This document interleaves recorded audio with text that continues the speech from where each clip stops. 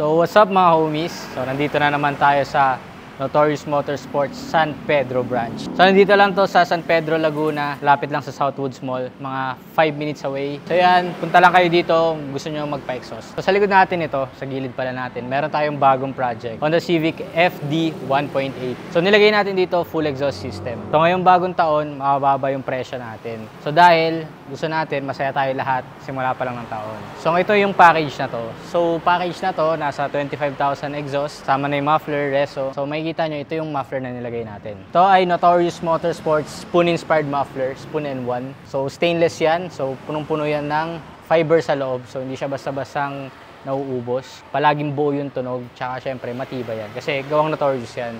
So makikita nyo, ito yung piping natin. 2 inches. So stainless 304. One of the best na klase ng stainless sa auto na pwedeng ilagay. So yan.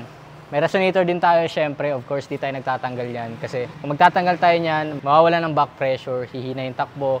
Ingay lang siya pero wala yung power. So di tayo magtatanggal nito kasi yung stock meron siya. So bakit tayo magtatanggal niyan, di ba? So dito, diretso na lang yan na pipe. So dito naglagay din tayo ng flexible pipe. So kasama to sa package natin sa headers. So para magkahiwalay yung pinaka-headers niya tsaka exhaust para hindi siya nasisira. So hindi gagalaw yung headers, yung exhaust lang. So ito yung headers, nagtanggal tayo ng catalytic.